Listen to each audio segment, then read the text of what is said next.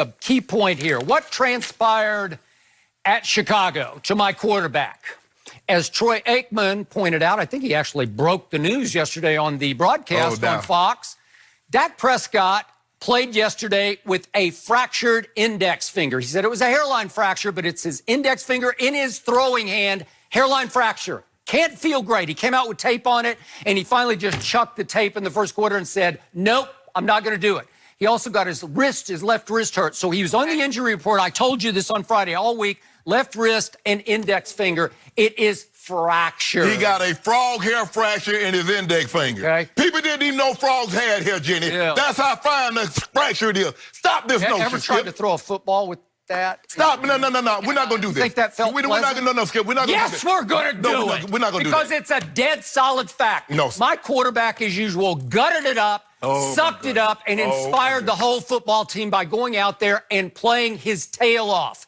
And by the way, if we could just look at the comparisons here, my quarterback was obviously taken in the 4th round, 134 picks in the same draft after the Rams traded up to number 1 in the draft to take Jared Goff. Okay. So 134 picks later, they got a quarterback who has met Jared Goff head-to-head 3 times now. And what did I tell you Friday? What's the record? What has happened? Here are the QBRs for these 3 games.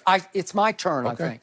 The QBRs are, my quarterback went 81, 84, and yesterday 84 again. Jared Goff in the 3 games went 46, 57, and yesterday 37. So yesterday it was 84 to 37. The 3-game average is 83 for my quarterback, 47 for Jared Goff. My quarterback has almost doubled Jared Goff in QBR 3 times. What is the outplayed him dramatically? I don't care. I don't care. Oh, I'm just talking about. I told you the essence of this game is my quarterback. Is winning and losing. You know, 84 is a really good QBR. Essence is winning and losing. Skip. Professional sports. It's about wins and losses. No, all these numbers are all. Hold on. Wait a minute. Well, if my defense allows 273 rush yards, they're going to lose. And if my defense blows a halftime lead in the 2017 game, they're going to lose. But this was not my defense hung in there the whole game. Hold on. Time out. Thank you. Hold on. Just a second, please. Bear with me. Now you keep complaining about your defense gave up 273 last year, and they lost the game. Jared Goff's defense gave up 263. But you're blaming this on Jared Goff. You didn't put none of that on Dak Prescott last year. Sorry.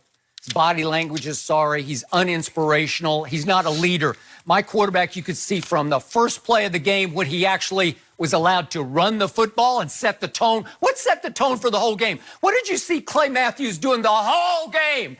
He was guarding against the zone read keeper. He just kept playing outside.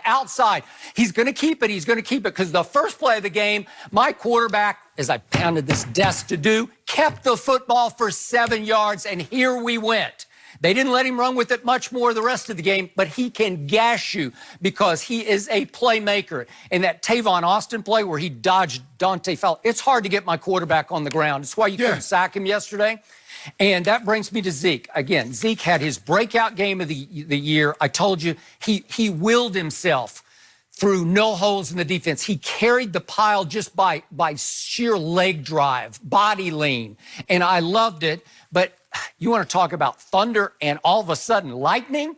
The guy you called Mike Pollard back in camp is extraordinary. He's got a huge burst that Zeke doesn't have. And all of a sudden, we've got as good a 1-2 punch as anybody in this league has outside of Lamar and Ingram and Baltimore. But Skip, Zeke has never shown that burst in the NFL like you thought that he had in Ohio State. Okay. Well, I saw it his rookie year a lot. And I saw it a little bit yesterday. If you can get him completely open in the open field, he caught 3 balls for, 43 yards, and he had 126-yard catch and run, which is good. That's the only way you can get him loose because he can't make you miss at the line of scrimmage like Tony Pollard can. They're different runners. Tony Pollard's really good. Yeah, but let me ask you a question. Do you believe Tony Pollard, okay, you lost Zeke. You believe Tony Pollard could carry the load? No, I told you this is the best 1-2. He's a great 2. He's the lightning to the thunder. You need the thunder. Everybody needs the thunder. Tom Brady, we're going to talk about him in a little bit. He needed some thunder yesterday to try to get them back on track. Nobody can do it all alone with no run game. And guess what? The Saints are finding that out. Without Mark Ingram, Alvin Kamara hasn't been nearly as effective as he was with Mark Ingram in the lineup. Right. But Skip, if you're going to tell me if the Dallas Cowboys are going to go for 400-plus yards what they have, 475 total yards, 263 rushing. They were 54% on third down, 1 for 1 on fourth down. 36 minutes time of possession. Yes, if you're going to tell me they're going to give me that every game, they will win the Super Bowl. Well, they got a shot. I give them a good shot, actually. Yeah, it is flu season. That's the only shot they get. Took off yesterday. Whatever. Right on schedule. So the other stat that was interesting from the broadcast, and I had not locked in on this one. What? My Dallas Cowboys are at the very bottom of the NFL in field position, where they have started their drives from. So that helped explain to me, I had not fixated on that stat, but that helped explain why they're #1 in yards gained in the whole league, but they had fallen to 9th in points scored. Well, that's in large part because the defense is so bad, they keep getting punted into jail. So if you start from your 3-yard line, it's hard to go score. You might get a bunch of yards. You might get 60 yards in that drive, and it'll add to your big total for the year. Things, but you can't score because after a while, if you keep going 3rd and 5, 3rd and 8, 3rd and 7, one of those you're going to misfire and you're not going to make the first down. So what happened yesterday? They get pushed back to their 13-yard line in the first drive, terrible as usual, and they had to punt. Second time, they get pushed back to their 10-yard line, and here came the Dak attack. 90 yards in 15 plays. And then here came the Rams against my defense, and it didn't look very good in the first drive of the Rams. And this has been the MO of the whole year. The rival goes right down and scores, the opposition. So it's 7-7. This is where my offense has gone cold at this point. Instead, against Buffalo. Against everybody. Name it. It's always like this. We saw Chicago. Chicago, same one. 7-0, then 7-7, and then cold, and then 14-7, 21-7, rival team, right? So in this case, instead of going cold on the next drive, my quarterback made the play of the game to me that turned the tide in the game. He avoided the sack of Dante Fowler and made a cross-field throw to Tavon, who obviously the Rams ran together, and he was wide open. In fact, I saw a stat. He was the most open receiver this whole year in the NFL. I think it was 17 yards of separation.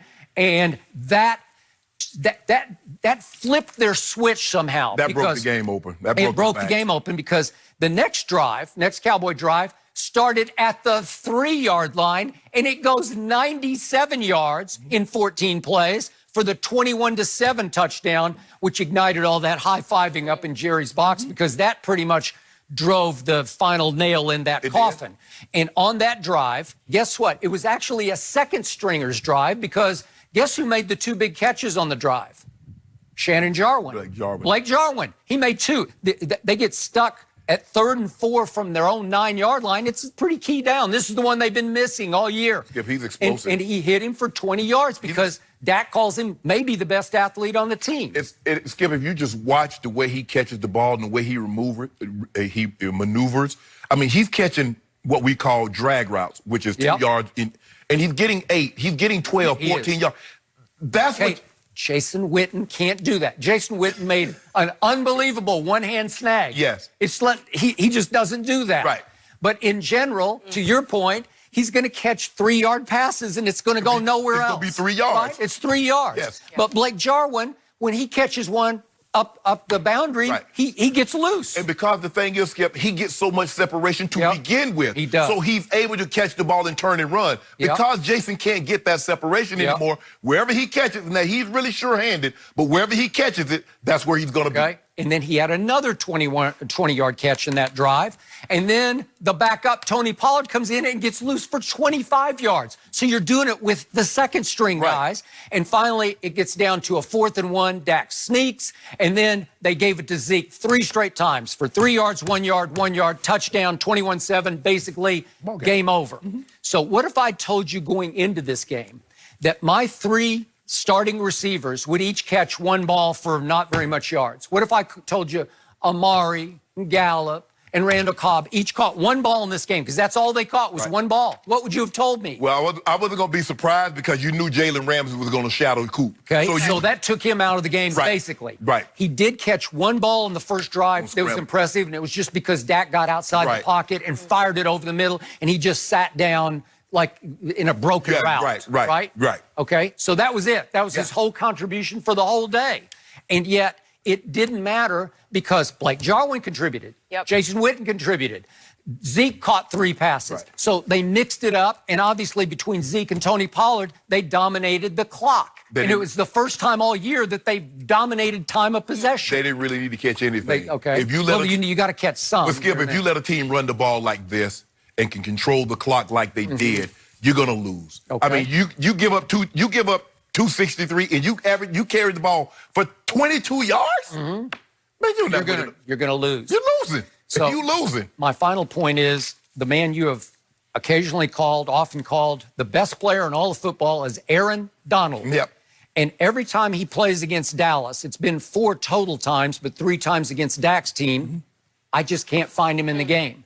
And what did he do yesterday? He did not much yesterday. So he had 3 total tackles. 1 was a solo tackle, and he had no sacks. So in 4 games against the Dallas Cowboys in his career, he has 8 total tackles and 0 sacks, and he has hit the quarterback only 2 times, and both came in that 2017 game at Jerry World. So that's it. So in 3 of 4 games, he has not touched the quarterback. And I can't see him. I get it. They do a number. They do a very good job. They do a job on him. Because 99, like I have always told you, number 56 was Lawrence Taylor. And every game I ever watched Lawrence Taylor, I said, wow, they can't block him. 3 guys can't keep him from the quarterback. But see, that's why when we have the discussion about best player, that's why we talk about LT, we set LT to a side by himself.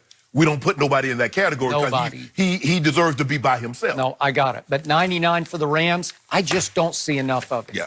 Well, that was a game that, he needed to show yesterday. Yeah. We have more Cowboys to break down later in the show, but first, we got to talk about the Patriots. Are they in hot water after new video came out yesterday?